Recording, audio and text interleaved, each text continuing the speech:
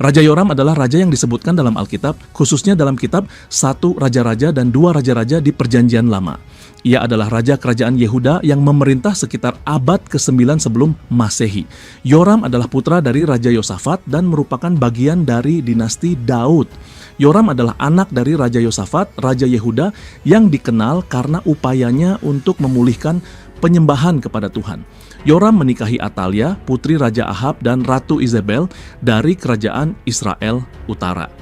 Pernikahan ini mungkin dimaksudkan untuk memperkuat hubungan antara kedua kerajaan, tetapi juga membawa pengaruh penyembahan berhala ke Yehuda. Yoram menjadi Raja Yehuda setelah kematian ayahnya, Yosafat. Ia memerintah selama 8 tahun, namun pemerintahannya diwarnai oleh ketidaksetiaan kepada Tuhan. Alkitab mencatat bahwa Yoram mengikuti jalan raja-raja Israel, kerajaan utara, yang menyembah berhala, bukan mengikuti jejak ayahnya yang setia kepada Tuhan. Setelah naik takhta, Yoram membunuh semua saudara laki-lakinya dan beberapa pemimpin Yehuda. Tindakan ini mungkin dilakukan untuk mengamankan posisinya sebagai raja. Selama pemerintahannya, Edom yang sebelumnya berada di bawah kekuasaan Yehuda memberontak dan mendirikan rajanya sendiri. Yoram berusaha menumpas pemberontakan ini tetapi tidak berhasil. Yoram juga menghadapi serangan dari bangsa Filistin dan Arab yang menyerang Yehuda dan menjarah istana raja, bahkan membawa anggota keluarganya sebagai tawanan. Yoram meninggal karena penyakit usus yang parah yang digambarkan sebagai hukuman dari Tuhan karena ketidaksetiaannya. Ia tidak dimakamkan dengan penghormatan seperti raja-raja sebelumnya. Setelah kematiannya, putranya Ahazia naik takhta, tetapi pemerintahan Ahazia juga tidak berlangsung lama karena ia dibunuh oleh Yehu, seorang komandan militer yang memberontak terhadap keluarga Ahab di Israel. Yoram dikenang sebagai raja yang tidak setia kepada Tuhan dan membawa pengaruh buruk ke Yehuda. Pemerintahannya menandai awal kemunduran rohani dan politik di kerajaan Yehuda. Yoram dikenang sebagai raja yang tidak setia kepada Tuhan dan membawa pengaruh buruk ke Yehuda. Pemerintahannya menandai awal kemunduran rohani dan politik di kerajaan Yehuda. Raja Yoram dari kerajaan Yehuda dikenal sebagai raja yang tidak setia kepada Tuhan menurut catatan Alkitab. Kebijakan-kebijakannya selama masa pemerintahannya banyak dipengaruhi oleh kepentingan politik, tekanan dari keluarga istrinya, Atalia, putri Raja Ahab dari Israel, dan penyimpangan dari ajaran Tuhan. Berikut adalah beberapa kebijakan dan tindakan penting yang dilakukan oleh Raja Yoram.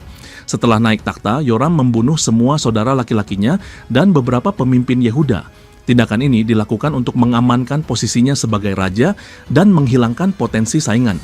Kebijakan ini menunjukkan sifatnya yang kejam dan tidak memperhatikan ikatan keluarga. Yoram menikahi Atalia, putri Raja Ahab dan Ratu Izebel dari kerajaan Israel Utara. Pernikahan ini dimaksudkan untuk memperkuat hubungan politik antara kedua kerajaan, tetapi juga membawa pengaruh penyembahan berhala ke Yehuda. Yoram mengikuti jejak mertuanya, Raja Ahab dari Israel, dengan mempromosikan penyembahan berhala, khususnya Baal, di Yehuda. Ia membangun tempat-tempat tinggi untuk penyembahan berhala dan menyebabkan rakyat Yehuda menyimpang dari penyembahan kepada Tuhan. Kebijakan ini bertentangan dengan tradisi Yehuda yang seharusnya setia kepada Tuhan sebagaimana diajarkan oleh leluhurnya Raja Daud. Yoram tidak mendengarkan nasihat dari para nabi yang diutus Tuhan untuk menegurnya. Ia mengabaikan peringatan tentang konsekuensi dari ketidaksetiaannya kepada Tuhan. Selama pemerintahannya, Edom memberontak dan mendirikan rajanya sendiri, melepaskan diri dari kekuasaan Yehuda. Yoram berusaha menumpas pemberontakan ini tetapi tidak berhasil. 2 Raja-Raja 8, 20 hingga 22. Kegagalan ini menunjukkan melemahnya kekuatan militer Yehuda di bawah pemerintahannya. Yoram juga menghadapi serangan dari bangsa Filistin dan Arab yang menyerang Yehuda dan menjarah istana raja. Mereka bahkan membawa anggota keluarga Yoram sebagai tawanan. 2 Tawarikh 21, 16-17. Kebijakan pertahanannya yang lemah membuat Yehuda rentan terhadap serangan musuh. Kebijakan Yoram yang tidak adil dan penyimpangan keagamaan menyebabkan penderitaan bagi rakyat Yehuda. Alkitab mencatat bahwa Tuhan menghukum Yoram dengan berbagai bencana, termasuk wabah penyakit dan serangan musuh yang berdampak buruk pada kondisi sosial dan ekonomi Yehuda. Rakyat Yehuda semakin jauh dari Tuhan karena pengaruh penyembahan berhala yang dipromosikan oleh Yoram. Yehuda kehilangan kendali atas wilayah-wilayah seperti Edom dan menjadi lemah secara militer. Yoram meninggal karena penyakit usus yang parah yang dianggap sebagai hukuman dari Tuhan karena ketidaksetiaannya. Setelah kematian Yoram, istri Atalia mengambil alih kekuasaan dan mencoba membasmi seluruh keturunan Daud. Namun satu anak Yoram, Yoas, diselamatkan dan kelak menjadi raja. Meskipun Yoram gagal dalam kepemimpinannya, garis keturunan Daud tetap berlanjut sesuai janji Tuhan. Kebijakan Raja Yoram didominasi oleh ketidaksetiaan kepada Tuhan, kekerasan, dan aliansi politik yang merugikan secara rohani. Pemerintahannya menjadi contoh bagaimana kepemimpinan yang tidak mengutamakan Tuhan dapat membawa kehancuran bagi suatu bangsa. Selama masa pemerintahan Raja Yoram dari kerajaan Yehuda, beberapa peperangan dan konflik militer terjadi. Peperangan ini melibatkan kerajaan Yehuda, kerajaan Israel Utara, dan musuh-musuh dari luar seperti Edom, Moab, dan Aram, Suriah. Berikut adalah ringkasan peperangan dan konflik penting yang terjadi pada masa Raja Yoram. 1. Pemberontakan Edom adalah wilayah yang sebelumnya tunduk kepada kerajaan Yehuda. Namun, pada masa pemerintahan Yoram, Edom memberontak dan mendirikan rajanya sendiri. Yoram berusaha menumpas pemberontakan ini dengan memimpin pasukan ke Edom. Namun, upayanya gagal dan Edom berhasil mempertahankan kemerdekaannya. Kegagalan ini menunjukkan melemahnya kekuatan militer Yehuda di bawah pemerintahan Yoram. Kehilangan kendali atas Edom adalah pukulan besar bagi Yehuda karena Edom adalah wilayah strategis yang kaya akan sumber daya. Kedua, serangan dari bangsa Filistin dan Arab. Karena ketidaksetiaan Yoram kepada Tuhan, Alkitab mencatat bahwa Tuhan mengizinkan bangsa Filistin dan Arab untuk menyerang Yehuda. Bangsa Filistin dan Arab menyerang Yehuda, menjarah istana raja, dan membawa anggota keluarga Yoram serta harta benda sebagai tawanan. Serangan ini menunjukkan kelemahan pertahanan Yehuda di bawah pemerintahan Yoram. Serangan ini menyebabkan kerugian besar secara material dan psikologis bagi Yehuda. Keluarga kerajaan kehilangan banyak anggota dan kepercayaan rakyat terhadap kepemimpinan Yoram semakin menurun. Ketiga, kerjasama dengan Yoram dari Israel dan Raja Edom melawan Moab Yoram dari Yehuda, bekerja sama dengan Yoram bin Ahab, Raja Israel Utara, dan Raja Edom untuk memerangi Mesya, Raja Moab yang memberontak terhadap Israel. Pasukan gabungan Yehuda, Israel, dan Edom menyerang Moab. Mereka berhasil mendesak pasukan Moab dan menghancurkan kota-kota musuh. Namun, dalam keadaan terdesak, Raja Mesya mempersembahkan anaknya sendiri sebagai korban kepada Dewa Kamos yang menyebabkan kemarahan besar di antara pasukan Moab. Akibatnya, pasukan gabungan mundur dan tidak berhasil sepenuhnya menaklukkan Moab. Meskipun awalnya berhasil, kampanye ini tidak mencapai tujuan akhirnya, yaitu menaklukkan Moab sepenuhnya. Hal ini menunjukkan keterbatasan kekuatan militer Yehuda dan Israel pada masa itu. Keempat, konflik dengan Aram, Suriah, kerajaan Aram, Suriah adalah musuh utama kerajaan Israel Utara dan juga mengancam kerajaan Yehuda. Yoram dari Yehuda terlibat dalam konflik ini melalui aliansinya dengan Yoram dari Israel. Yoram dari Yehuda bekerja sama dengan Yoram dari Israel untuk melawan Aram. Namun upaya ini tidak selalu berhasil karena Aram adalah musuh yang kuat dan memiliki pasukan yang tangguh. Konflik dengan Aram melemahkan kedua kerajaan, Yehuda dan Israel, secara militer dan ekonomi. 5. Peperangan dan hukuman dari Tuhan Alkitab menekankan bahwa banyak dari peperangan dan konflik yang dialami Yoram adalah akibat dari ketidaksetiaannya kepada Tuhan. Yoram dihukum karena mengikuti penyembahan berhala dan tidak mengikuti jalan Tuhan seperti yang dilakukan oleh leluhurnya, Raja Daud.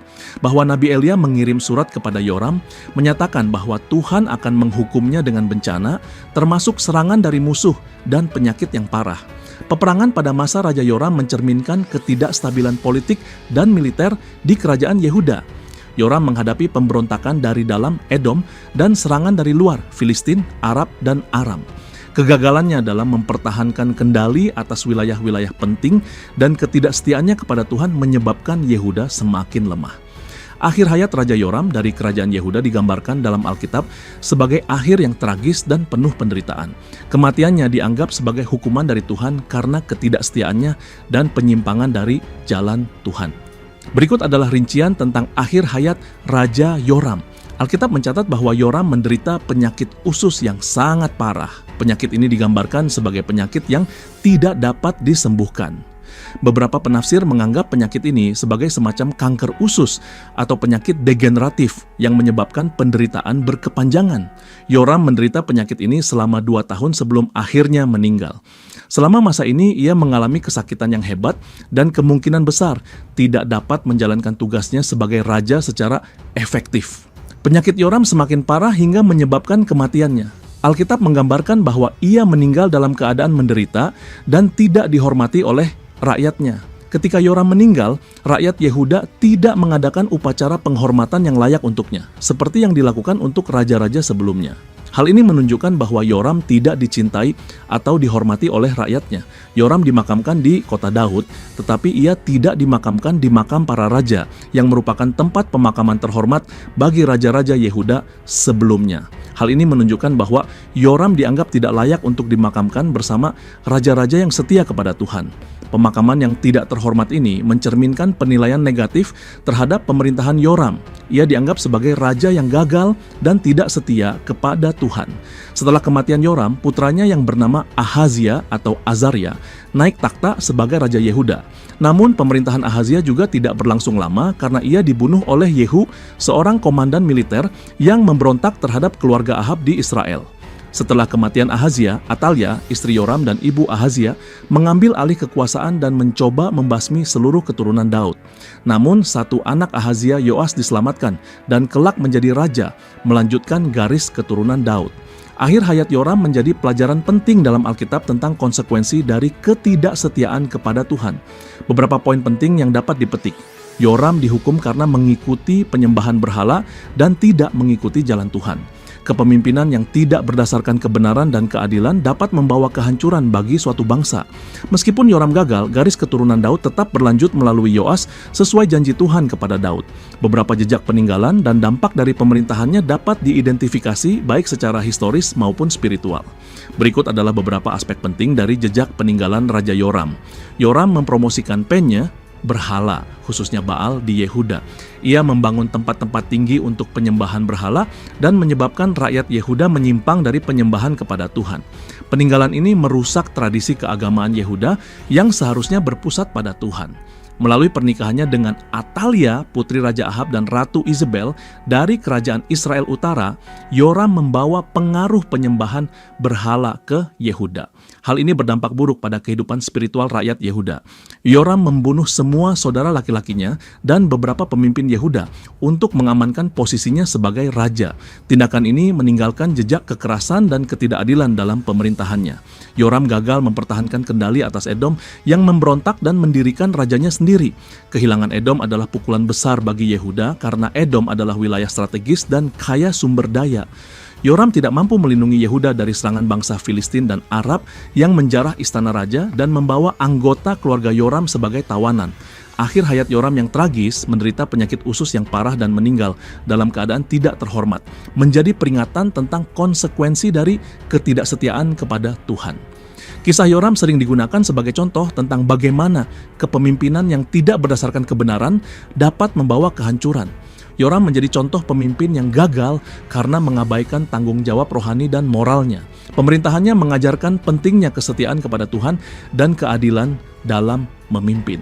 Setelah kematian Yoram, istrinya, Atalia, mengambil alih kekuasaan dan mencoba membasmi seluruh keturunan Daud.